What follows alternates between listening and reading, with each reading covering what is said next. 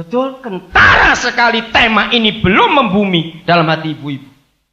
Saya ulangi lagi, dengar ini baik-baik.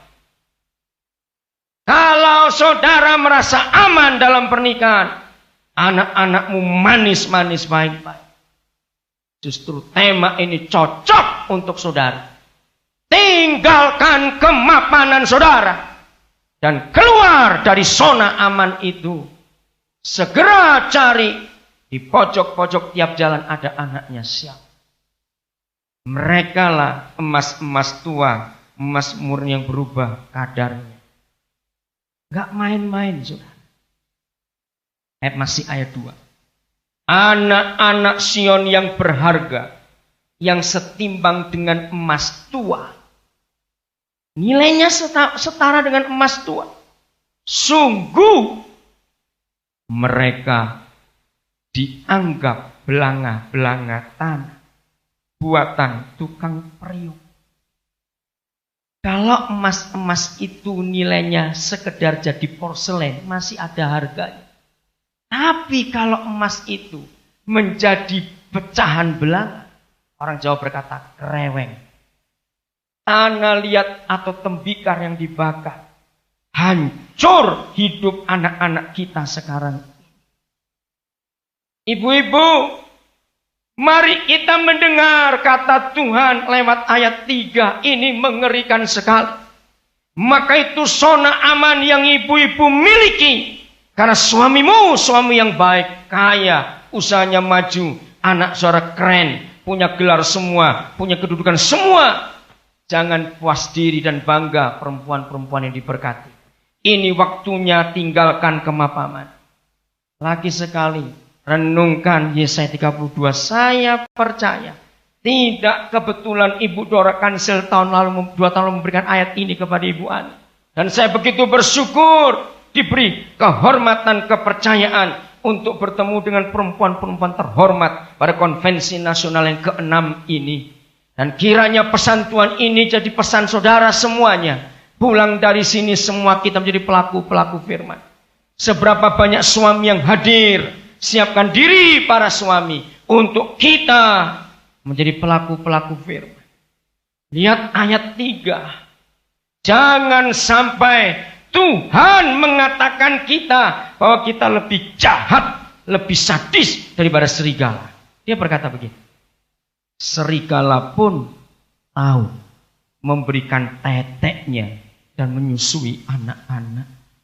Saya mau lompat dulu saudara ke ayat yang ke-10. Roh Kudus wahyukan ini kepada kami dalam nama Yesus. Supaya tema Yesaya 32 mulai 9 jadi kenyataan dalam nama Yesus.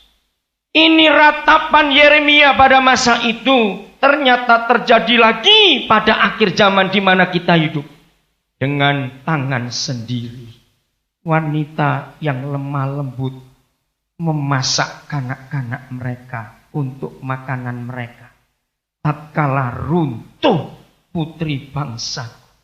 Mungkin tidak ada ibu-ibu yang percaya. Di mana sih ada mama masak anaknya sendiri untuk makanan mereka. Saya bangga kepada istri yang Tuhan berikan kepada saya. Ketika anak demi anak yang Tuhan berikan kepada kami. Kami menikah, Tuhan tidak karuniai anak. Banyak orang berkata, apa perlu didoakan? Saya bilang tidak. Kami pun tidak pernah menolak. Kami pun sejak menikah tidak menggunakan alat-alat kontrasepsi. Tidak, kami hanya menyerah kepada Tuhan. Kalau sampai dia tidak memberikan, itu Tuhan tahu yang terbaik. Saya akan buktikan kepada ibu-ibu yang terhormat bahwa ayat ini terjadi pada generasi sekarang. Kalau kita lihat di kiri kanan kita, mungkin tetangga kita, tapi kita nggak pernah ambil peduli karena kemapanan hidup kita, sehingga kita lupa orang lain. Kata wanita-wanita yang tadinya lemah lembut sekarang memasak anak-anak mereka untuk jadi menu makanan mereka. Dengar ibu-ibu yang terhormat. Jumlah ibu-ibu yang jual anaknya untuk jadi pelacur makin banyak sekarang ini. Ya atau tidak? Coba. Karena kesulitan ekonomi.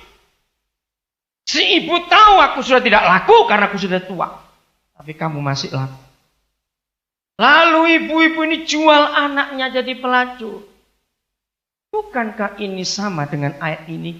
Ibu-ibu memasak anak-anak untuk jadi makanan mereka sendiri. Cepat jawab iya atau tidak. Di antara beberapa anak-anak kami yang Tuhan berikan kepada kami, ngeri. Saudara. Ketika mereka kami dapatkan, mereka hancur. Tadinya saya berpikir banyak anak disakiti oleh papanya. Itu semua kita so sering dengar. Ternyata zaman sekarang mamanya pun gak tanggung-tanggung. Ketika anak-anak ini dipandang cakap oleh teman-teman mamanya.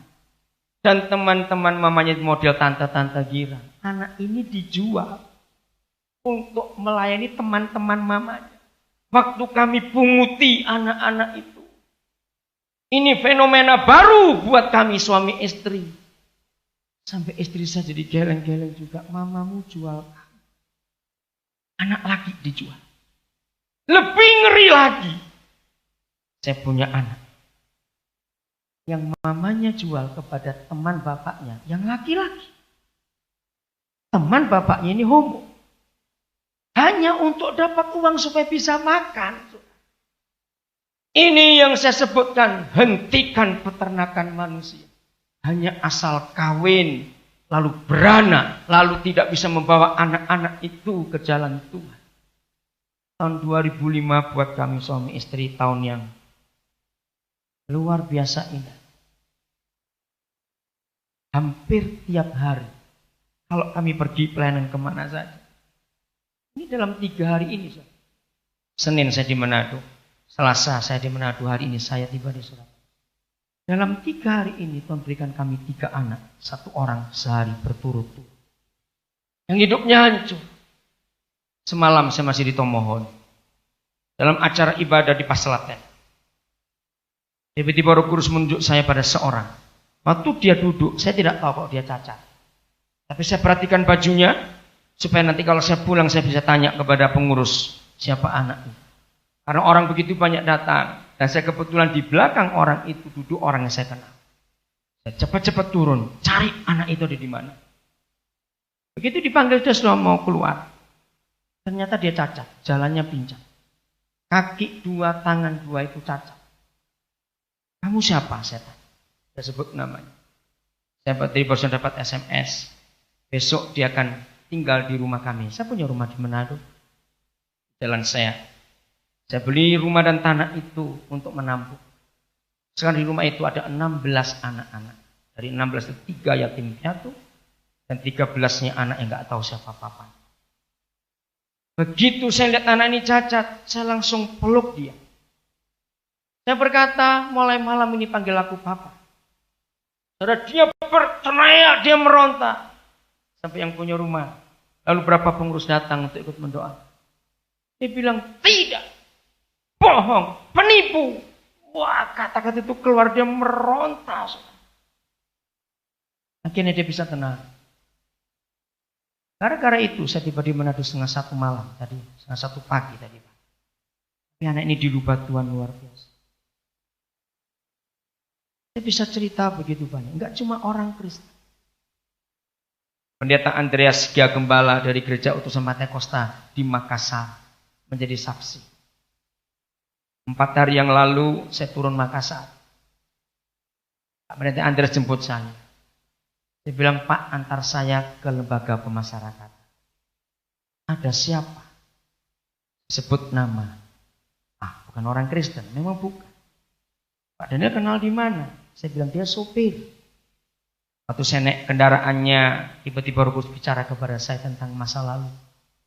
Sejak hari itu dia jadi anak angkat saya. Akhir tahun ini dia harusnya lamaran. Saya melamar untuk dia karena dia gak punya apa. Ternyata 3 bulan yang lalu dia naik motor, itu pun motor temannya. Tapi dia yang bonceng. Ternyata temannya dibonceng ini pengedar narkoba. Maka dia ditangkap sekali. Karena dia orang miskin, gak punya pengacara, gak punya apa. Sudah 4 bulan gak diadili sama sekali. Dan sudah 2 kali saya jenguk dia di LPI.